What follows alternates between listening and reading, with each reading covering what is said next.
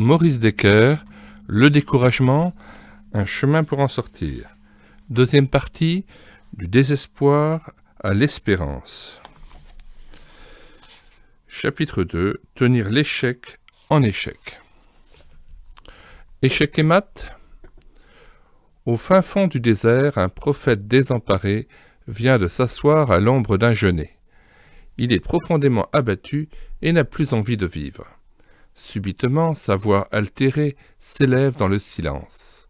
L'homme épuisé et accablé de tristesse prie son Dieu et lui demande la mort. C'en est trop. Maintenant, Éternel, prends ma vie, car je ne suis pas meilleur que mes pères. 1 Roi 19:4. Puis il se couche et s'endort, espérant bien ne plus jamais se réveiller. Sonné par le violent coup de poing de Jézabel encaissé par surprise, alors qu'il avait manifestement l'avantage, Élie vient d'abandonner le combat. Il a jeté l'éponge. Complètement groggy, il s'est finalement effondré sur le sable du désert, comme un boxeur s'écroule sur le ring après avoir été violemment envoyé dans les cordes. L'arbitre peut compter jusqu'à 10. Élie a décidé de ne plus se relever, car c'en est trop. Ce champion dans la catégorie poids lourd, qui avait gagné haut la main ce qu'il croyait être le match de sa vie sur le célèbre ring du Mont Carmel, a encaissé le coup fatal, aussitôt après une victoire indiscutable.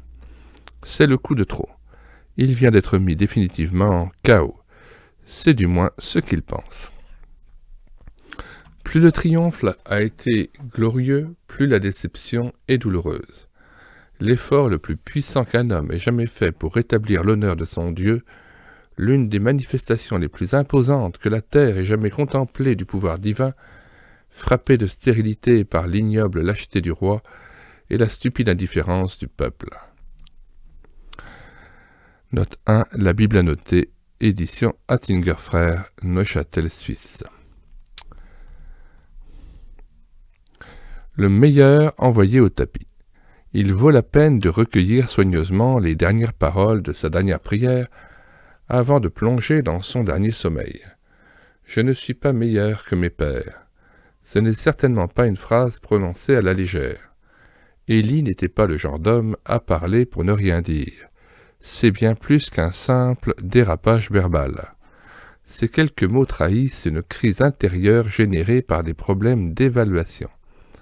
Nous venons de lever un lièvre de taille. En effet, un tel aveu met en évidence une autre cause de son profond découragement. En quittant le mont Carmel, Élie pensait avoir réussi dans son ministère de prophète, là où tous ses prédécesseurs avaient échoué.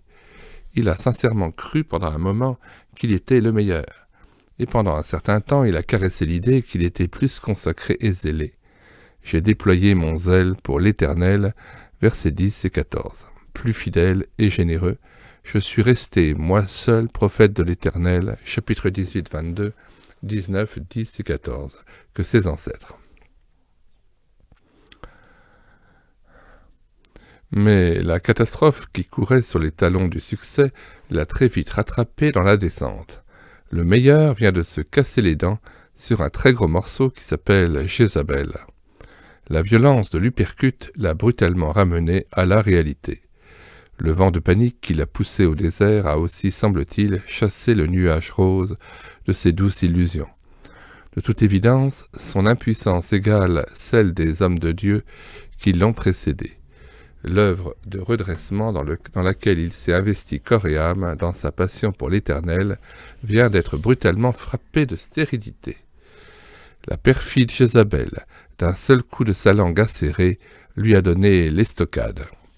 Le taureau mis à mort s'est effondré dans le sable brûlant de l'arène. L'inimaginable hier encore, l'inconcevable vient de se produire. « À quoi bon vivre ?» murmure le prophète démissionnaire en s'endormant sur son genêt. L'exclamation amère et désabusée d'Élie, sa requête macabre, d'homme dépité à l'extrême, profondément déçu de lui-même, constitue une échographie révélatrice de l'âme malade du prophète. Loin de moi l'idée, voire l'envie de lui jeter la pierre. Ne suis-je pas de la même nature que lui ? Je me reconnais trop bien dans ce miroir sans complaisance, mais salutaire, qu'est cette chère Bible, parole du Dieu vivant. Le cri de cœur de ce fidèle serviteur de Dieu, subitement mis à nu dans ses pensées intimes, m'offre plutôt l'occasion de m'interroger sur mes propres réactions de dépit lorsque monte en moi la bile amère et brûlante du sentiment d'échec et de défaite. Tirons donc quelques précieux enseignements de cette confession fataliste, révélatrice d'une vision faussée et d'un ressort brisé dans l'esprit chaviré du héros déboussolé. Clous, marteaux et blessures de guerre. Si quelque part dans les profondeurs du prophète sommeillait l'idée fort répandue selon laquelle grande fidélité égale succès assuré, son cruel désappointement ne saurait nous étonner outre mesure. Si dans le secret de son cœur, Élie caressait et cultivait tant soit peu cette équation facile et apparemment logique, elle n'a pas résisté à la tornade de Jézabel qui l'a emportée comme un fétu de paille. Ronald Dunn, ce pasteur américain qui a lutté pendant 10 ans contre une profonde dépression à la suite du suicide de son fils, avoue honnêtement être passé par semblable désappointement lorsqu'il écrit « Je comptais sur les digues de la foi et de la prière pour repousser les flots de la tragédie, mais elles n'ont pas résisté, ou du moins, c'est ce qui me semblait à l'époque. Pour employer une autre métaphore, j'ai toujours considéré la foi comme un tampon, un airbag qui me protégeait des côtés tranchants de la vie. Mais, quand l'un de ces côtés effilés a pénétré ma foi et percé ma chair, les questions ont surgi. C'est alors que j'ai fait cette découverte écrasante. Se reposer sur Dieu ne protège pas des blessures. Ronald Dunn, Quand le ciel est silencieux, édition Farel, 1998, page 105-106. Mieux vaut donc considérer les blessures, parfois si cruelles et incompréhensibles, comme étant absolument inévitables sur l'itinéraire de notre marche terrestre avec Dieu. Nous ne sommes pas encore au ciel. Quel que soit le degré de notre consécration, la ferveur de notre foi et l'ardeur de notre amour pour le Seigneur, les coups bas, les trahisons, les lettres assassines, venant même de nos meilleurs amis, et toutes sortes d'autres armes tranchantes du même acabit, nous blesseront plus ou moins profondément. Même dans l'Église de Jésus-Christ, de chères sœurs clous, et de non moins chers frères marteaux, comme le disait il y a bien longtemps un cher ami prédicateur, se chargeront de nous crucifier et nous marqueront de leurs empreintes douloureuses. Nos capacités et notre habileté, notre expérience et notre maturité ne sauraient empêcher les queues de poisson, les pneus crevés par les clous et les pare-brises explosés par les gravillons sur notre parcours routier. Notre Dieu ne balaye pas systématiquement la route devant nous, des revers imprévus, des échecs et des essais infructueux nous attendent au tournant pour tenter de nous déstabiliser, de nous rendre cyniques, amers et agressifs. La vie chrétienne n'est pas une promenade de santé avec air conditionné et vitesse de croisière.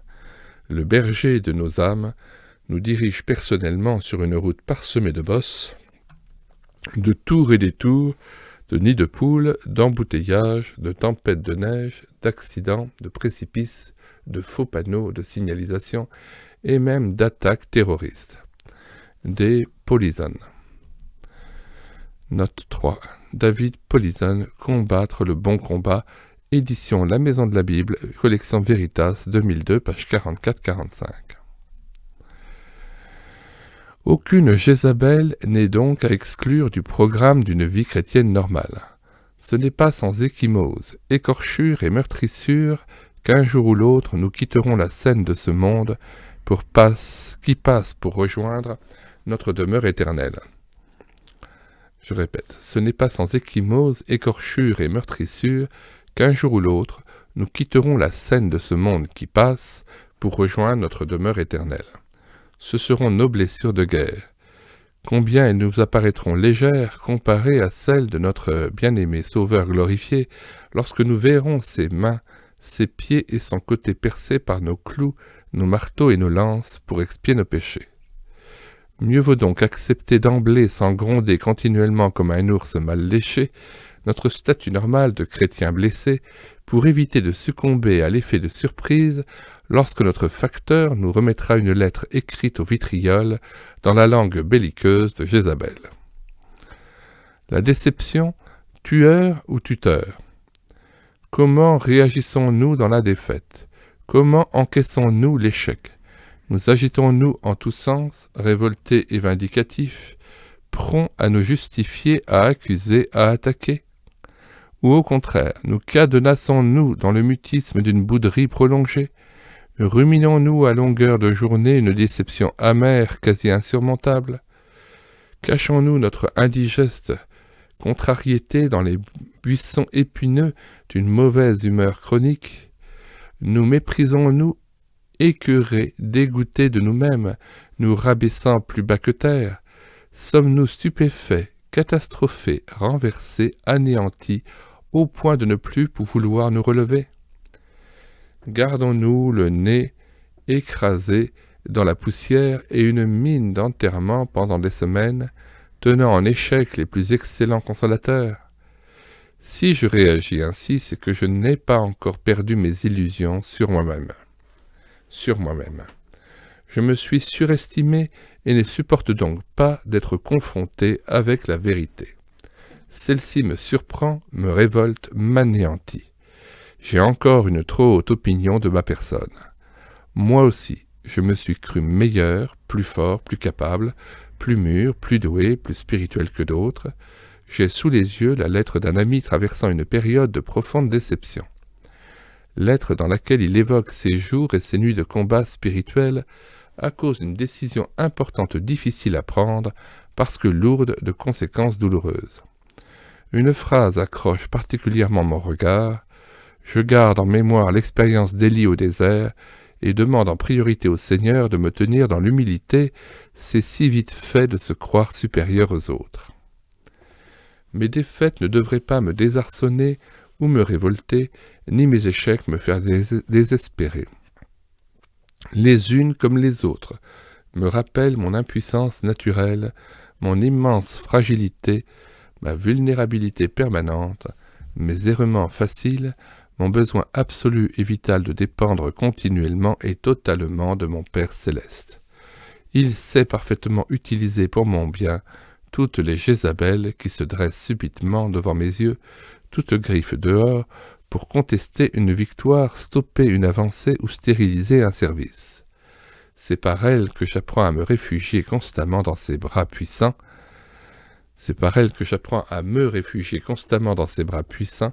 Et à puiser en permanence dans le fleuve inépuisable de sa grâce, toute suffisante. Théodore Cuyler, un pasteur du XIXe siècle, l'a lui-même constaté. Le livre de vie de chaque chrétien contient quelques pages écrites à la demande du tuteur impitoyable nommé Déception. Les larmes ont peut-être obscurci ces pages à l'époque, mais en les renvoyant à la lumière de l'expérience, nous pouvons y ajouter en bas de page « Merci Seigneur pour ces pertes ». L'échec tenu en échec. Moïse a été un homme de Dieu d'une envergure exceptionnelle. Durant les longues années de pérégrination des Israélites dans le désert, il fit preuve d'une humilité et d'une patience hors du commun. Hélas, à Kadesh, dans le désert de Tsin, il sortit de ses gonds excédé par les incidents à répétition provoqués par ce peuple rebelle et querelleur. Il désobéit publiquement à l'Éternel en un lieu qui fut appelé les eaux de Mériba à cause de la contestation des enfants d'Israël. Cet éminent conducteur fut aussitôt sévèrement sanctionné pour avoir manifesté une incrédulité orgueilleuse et manqué de respect envers le Dieu trois fois saint. L'entrée dans la terre promise lui fut strictement interdite. Nombre 20, 1 à 13, Deutéronome 32, 48 à 52. Plus tard, malgré ses instantes supplications, Dieu refusa fermement de revenir sur sa décision, Deutéronome 3, 23 à 28. Grave défaite, grave échec, grave punition. D'autres auraient été horriblement vexés dans leur dignité de chef. Moïse, lui, ne le fut pas. Pourtant, sa déception dut être immense. Mais il ne la traîna pas comme un boulet et poursuivit sa tâche sans grogner, fidèlement jusqu'au bout, conduisant le peuple aux portes du pays promis. À vues humaines, il termina donc sa vie ici-bas sur un échec retentissant. Après 40 années de bons et loyaux services, il ne put fouler de ses pieds le sol du pays où coulait le lait et le miel, Deutéronome 34, 1 à 8. La barrière du poste frontière ne se leva pas pour le laisser passer. Ses états de service particulièrement brillants, son âge vénérable de 120 ans, sa forme physique exceptionnelle et l'absence de lunettes sur son nez ne purent fléchir les policiers et les douaniers de service. Le passage resta obstinément barré. Mais, à vue divine, le livre du Deutéronome ne devait pas s'achever sur cet échec. Ces tout derniers versets résument admirablement ce que Dieu pense encore aujourd'hui de Moïse, son fidèle serviteur. Hébreux 3, verset 2. Il ne s'est plus levé en Israël de prophète comme Moïse, que l'Éternel connaissait face à face. Il est incomparable pour tous les signes et prodiges que l'Éternel l'envoya faire au pays d'Égypte contre le Pharaon, contre ses serviteurs et contre tout son pays, et pour les actes très redoutables que Moïse accomplit à main forte sous les yeux de tout Israël. Deutéronome 34, 10 à 11. Lettre à mon ami Élie. Hypnotisé par le message assassin de Jézabel, asphyxié par l'haleine fétide de cette dévoreuse de prophètes. Hébreux 3, 2. Élie a vu la situation plus sombre qu'elle n'était en réalité. Dans sa panique, il a perdu ses bonnes lunettes et a hâtivement regardé la situation à travers la loupe grossissante et déformante de la peur. Son analyse superficielle, liée à sa réaction précipitée, lui a fait dresser un bilan catastrophique de son service pour Dieu. Tandis qu'il court à perdre haleine vers Béer-Shéba, je l'imagine baragouinant dans sa barbe hirsute « Mon ministère ne vaut rien, puisque Jézabel n'a pas peur de contre-attaquer. C'est elle qui tient la barre, la victoire d'hier n'a été qu'un coup d'épée dans l'eau, elle a tout juste servi à attiser la haine de Jézabel. La détermination diabolique de cette vipère en sort renforcée. Désormais, ça ne peut être que pire qu'avant. Je me suis concentré sur Achab, alors que le vrai problème, c'est elle. Tout est donc remis en question, l'échec est complet sur toute la ligne. Je suis un triple zéro tout juste bon à jeter à la poubelle. Bien cher Élie, pendant que je courais péniblement derrière toi, j'ai tendu l'oreille pour essayer de comprendre ce que tu grommelais d'entre tes dents. Je pense avoir saisi l'essentiel de ton monologue, et j'aimerais juste poser quelques questions. Ne penses-tu pas qu'après avoir certainement surévalué ta victoire au Carmel, maintenant c'est ton échec que tu surévalues? D'ailleurs, est-ce un véritable échec? Ce que tu prends pour un échec n'en est pas forcément un au regard de Dieu. Peut-être vaudrait-il mieux parler d'échec apparent. Ne penses-tu pas que l'Éternel puisse avoir une définition de l'échec et du succès très différente de la tienne? Sache que je comprends ce que tu ressens, je suis plus d'une fois passé par là, et hélas, trop souvent, je n'ai pas mieux réagi que toi. Et bien que ta barbe soit en broussailles, je t'embrasse affectueusement. Évoquant les épreuves personnelles et les déceptions douloureuses du serviteur de Dieu, Lucie Grasmuc écrit « Quelle épreuve encore que les difficultés dans le travail même, venant parfois de nos insuffisances, parfois de circonstances adverses. Il est d'humbles sacrifices journaliers, des séparations, des efforts en apparence inutiles, dans lesquels il faut apprendre l'oubli de soi et la confiance en Dieu. La plus grande de ces souffrances est celle qu'on nomme d'un mot impropre peut-être l'insuccès. Labourer un sol ingrat, voir ses espérances trompées, enregistrer ces navrantes défections spirituelles qui laissent dans le souvenir une ombre ineffaçable, Voilà des tristesses poignantes connues inévitablement, quoique de manière inégale, de tous les travailleurs chrétiens. Ne nous hâtons pas cependant de prononcer trop vite ce mot d'insuccès qui appelle presque fatalement le découragement. Nous sommes tentés de faire notre bilan avec nos vues humaines si courtes, mais l'arithmétique divine n'est pas la nôtre. Lucie Grasmuck, Dans le secret, édition Labor et Fides, 1947, page 147. Dieu ne juge pas au succès visible, mais à la fidélité éprouvée.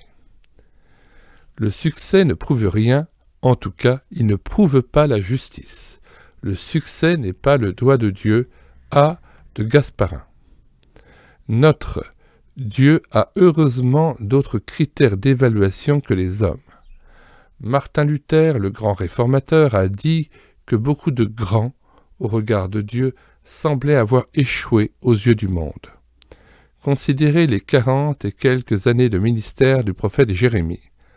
À vue humaine, le bilan est loin d'être brillant. Son message n'a pas été écouté, le peuple de Juda a continué à s'éloigner de l'Éternel et tout cela s'est terminé par une catastrophe nationale d'une ampleur sans précédent dans l'histoire d'Israël. Quel échec retentissant pour Jérémie, ceci après des années de souffrance de toutes sortes. L'homme d'Anatote a été méprisé, ridiculisé, calomnié, emprisonné, frappé, humilié et condamné à mort. Pourtant, il avait mis sa vie tout entière sur l'autel, renonçant même à fonder un foyer pour obéir à son Seigneur. Cet inconditionnel de Dieu a renoncé à une vie sociale normale pour être plus efficace dans son service. Jérémie 16, 1 à 13. Malgré une compétence certaine, des talents évidents et une fidélité à toute épreuve, le succès tel que nous l'entendons généralement, y compris trop souvent dans les églises, n'a jamais été au rendez-vous. Mais, voyez-vous, je ne serais pas du tout étonné si j'apprenais un jour de source sûre que lorsque ce fidèle serviteur du Dieu vivant a quitté ce bas monde, un tonnerre d'applaudissements, sans un coup de canon et plus d'1 milliard de merveilleux cantiques angéliques ont retenti dans le ciel. Nous aurons des surprises là-haut. Mieux que le musée du Louvre. C'est pourquoi, aujourd'hui, j'ai décidé de me détendre un peu en allant faire une excursion à Biblia, où se trouve, paraît-il, un musée unique au monde, au numéro 11 de la rue des Hébreux, dans le quartier de la Nouvelle Alliance. On l'a d'ailleurs curieusement baptisé Hébreux 11. Drôle de nom pour un musée. Avec mon billet d'entrée payé au prix fort, une charmante hôtesse me remet un petit livret qui va se révéler fort utile tout au long de ma visite. Une rapide lecture en diagonale m'indique qu'au fil de mon itinéraire, dans ce lieu prestigieux, je vais découvrir une impressionnante galerie de portraits d'hommes et de femmes de foi dont il est plus ou moins longuement question dans l'Ancien Testament. Je pénètre d'abord dans un petit salon où mes très vieux ancêtres Abel, Enoch et Noé s'offrent à mon premier regard. Voilà qui aiguise ma curiosité, pourtant déjà bien affûtée. Suit une vaste salle entièrement consacrée à Abraham et Sarah. J'y régale mes yeux car, j'ose à peine vous le dire, j'ai un faible pour ce couple très attachant. Plus loin, une autre salle presque aussi grande orne ses murs de plusieurs tableaux de Moïse à différentes époques de sa vie. Bébé Moïse était vraiment mignon à croquer, et à ma grande satisfaction, je constate qu'effectivement, durant sa longue vie, il n'a jamais porté de lunettes. Entre ces deux salles, un large couloir lumineux m'a permis au passage de saluer bien bas les vénérables patriarches Isaac, Jacob et Joseph. J'aimerais pouvoir poser 1000 questions à Jacob. J'entre ensuite dans une longue galerie jalonnée d'une impressionnante succession de portraits hauts en couleur. Ces célébrités ont accompli d'étonnants exploits, vécu des expériences uniques et des miracles extraordinaires parce qu'elles ont mis toute leur confiance en Dieu. Mais la plus grande surprise m'attend dans la dernière salle particulièrement vaste de ce musée d'exception. Un climat étrange y règne, fait d'émotions profondes et de silence respectueux. Elle est, pour ainsi dire entièrement tapissés d'étranges portraits de héros de la foi, anonymes pour la plupart, dont la vie, au fil des siècles, s'est essentiellement résumée à de terribles souffrances et à un immense échec apparent. À vue humaine, ils ont raté leur carrière, et pourtant ils sont là. Les coups et les larmes, la torture et la captivité, une extrême pauvreté et un mépris sans nom n'ont manifestement pas réussi à éteindre leur foi. C'est à vous couper le souffle. Un seul texte sert de légende à cette foule de visages profondément marqués par l'épreuve, parfois grimaçant de douleur. Je le découvre encadré et baigné de lumière en plusieurs endroits de cette immense pièce. D'autres furent torturés et n'acceptèrent pas de délivrance, afin d'obtenir une résurrection meilleure. D'autres éprouvèrent les moqueries et le fouet, bien plus les chaînes et la prison. Ils furent lapidés, mis à l'épreuve, sciés. Ils furent tués par l'épée.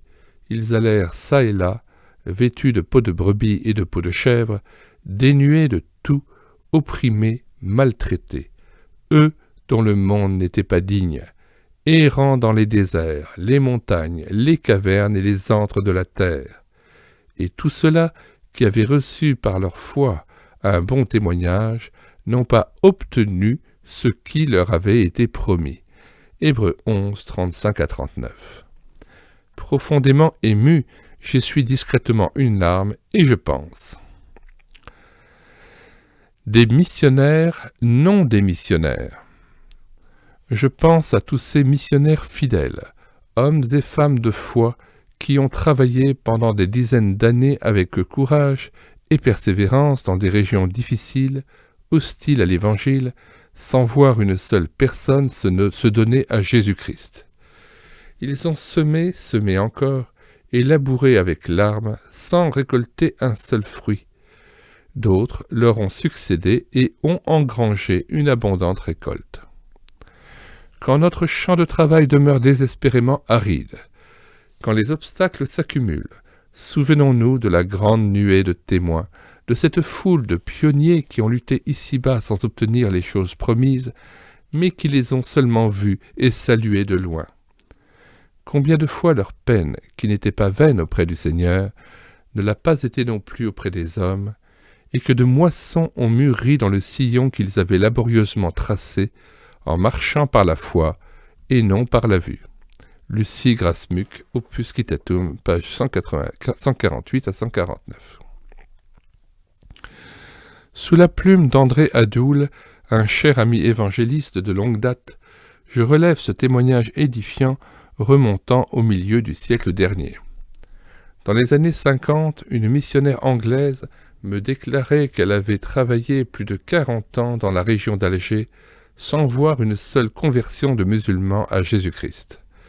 Elle avait l'impression de s'attaquer à une haute muraille avec ses ongles. Et pourtant, ajoutait-elle, nous voyons actuellement des signes réjouissants de notre action, faibles signes qui me confortent dans l'idée que je suis bien à ma place ici. En octobre 1999, lisant un article dans une revue d'information missionnaire, j'ai fait la connaissance du missionnaire pionnier Archibald Shaw. Il y a quelques dizaines d'années de cela, il vint apporter l'Évangile au peuple d'Inka dans la province de Bahr el-Ghazal, au sud du Soudan.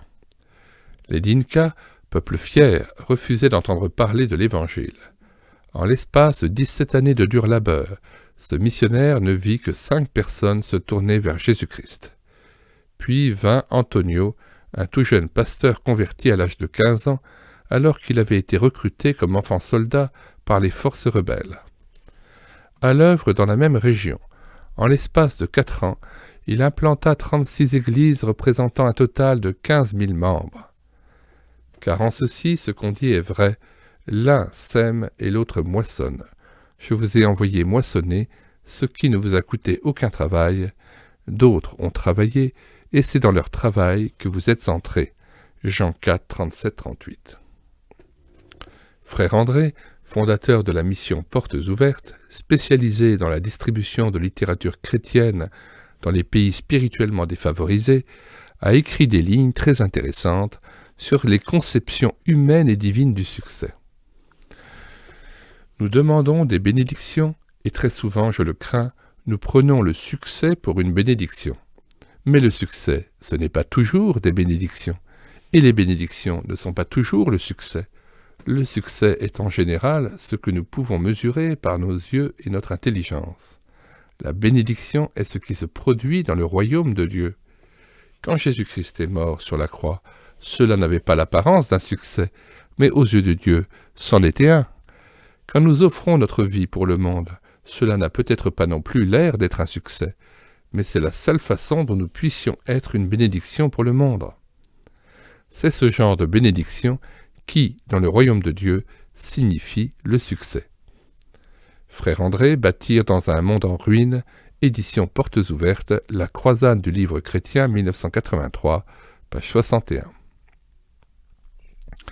Né en Angleterre en 1796, John Williams partit pour les îles de la Société. Note 13. L'archipel de la Société comprend les îles les plus peuplées de l'actuelle Polynésie française, dans l'océan Pacifique Sud. Donc John Williams partit pour les îles de la Société en 1817, envoyé par la Société des Missions de Londres. Ce fut un homme d'action aux ressources exceptionnelles. On l'a surnommé l'apôtre des mers du Sud. Ne pouvant se contenter des limites étroites d'un simple récif, ce chef né fut le moteur d'un effort missionnaire conséquent vers de nombreuses îles. Pour les atteindre, il acheta ou construisit 5 bateaux, de sorte qu'en 1834, il pouvait annoncer qu'aucun groupe d'insulaires, ni une seule île d'importance, dans un rayon de 3200 km autour de Tahiti, n'avait pas été visité. Lorsqu'il rentra de congé en 1838, il décida de visiter les Nouvelles-Hébrides. Il fit voile vers une des îles de cet archipel avec 2 collègues européens et 12 évangélistes indigènes. À peine débarqué, le 20 novembre 1839, il fut attaqué par les indigènes qui le tuèrent à coups de massue et emportèrent son corps dans la forêt pour le manger. Pendant son congé de près de 4 ans en Grande-Bretagne, ces réunions avaient suscité un vif intérêt et attiré les foules. Les gens se pressaient pour écouter ces récits exotiques et ces descriptions colorées des innombrables dangers de la vie missionnaire. Lors d'une réunion à Édimbourg, il fascina son auditoire par le récit palpitant de l'œuvre puissante de Dieu dans ces îles lointaines. Un missionnaire lui succéda à la tribune pour donner à son tour un compte-rendu de son travail. Sa voix s'éleva, faible et tremblante. « Mes amis, dit-il, je n'ai pas, comme M. Williams, de remarquables succès à raconter. J'ai œuvré pour le Christ pendant de nombreuses années dans un pays lointain, et je n'ai vu que de piètres résultats. Mais ce qui me console, c'est que lorsque le Maître viendra faire rendre compte à ses serviteurs, il ne dira pas « c'est bien, bon et fructueux serviteur », mais c'est bien, bon et fidèle serviteur. Note 14, allusion à la parole des talents, Matthieu 25, 14 à 30. Donner le temps à Dieu. Pendant son adolescence, Albert B. Simpson, 1843-1919, un éminent serviteur de Dieu américain, fut fortement influencé par la biographie de John Williams, évoquée ci-dessus. Devenu pasteur, il se dépensa sans compter pour la mise en œuvre de sa vision mondiale de l'évangélisation. En 1887, il fonda l'Alliance chrétienne et missionnaire qui allait connaître un développement impressionnant, implantant 13 000 églises aux 4 coins du monde au cours de son premier centenaire. Il est intéressant de constater au passage que cet homme de Dieu, présenté comme un géant spirituel, prédicateur remarquable et auteur d'une centaine d'ouvrages, plongeait périodiquement dans l'univers glauque de la dépression. L'auteur d'une histoire biographique des missions chrétiennes l'évoque en ces termes. Albert Simpson avait un sens très aigu du devoir qui lui incombait vis-à-vis des hommes perdus. Cette responsabilité était trop lourde à porter pour un seul homme, et à différentes époques de sa vie, Simpson plia sous le fardeau. Peu de temps après son arrivée à New York, il sombra dans un bourbier de découragement si profond qu'il en fut incapable de travailler. Comme il devait le dire plus tard, j'errais çà et là en proie à une profonde dépression. Tout dans la vie paraissait sombre et vide. Il reprit le dessus, mais resta désormais susceptible à des accès périodiques de dépression. Quelque temps avant sa mort, un lourd nuage spirituel l'accabla, selon W. Tozer, et il eut l'impression que la face du Seigneur lui était cachée. R. A. Tucker. Note 15, Route à Tucker, aux extrémités de la Terre, édition Vida, 1989, page 370. Dans le droit fil du paragraphe précédent, les propos encourageants et stimulants de ce fidèle serviteur de Dieu méritent d'être relevés. Je crois que le dur labeur et les prières d'il y a 20 ans ne sont pas perdus. Nous ne voyons peut-être pas les résultats de notre travail et de nos sacrifices immédiatement, mais au moment propice, ils engendreront beauté et gloire. L'amour que vous donnez, le pardon dont vous faites preuve, et la patience et l'endurance qui marquent votre vie engendreront sûrement beaucoup de fruits. L'ami que vous désirez conduire à Christ peut refuser d'être réconcilié avec lui. Son cœur peut sembler être très dur, et vos prières et vos efforts peuvent sembler vains. Mais ce n'est pas le cas. Ils reviendront à vous au centuple, peut-être longtemps après que vous ayez cessé d'y penser. Donnez le temps à Dieu. Les résultats prennent forme lentement mais sûrement. Il doit y avoir les semailles, puis l'été, avant la récolte de l'automne. Car Dieu n'est pas injuste pour oublier votre travail et l'amour que vous avez montré pour son nom. Hébreux 6, verset 10.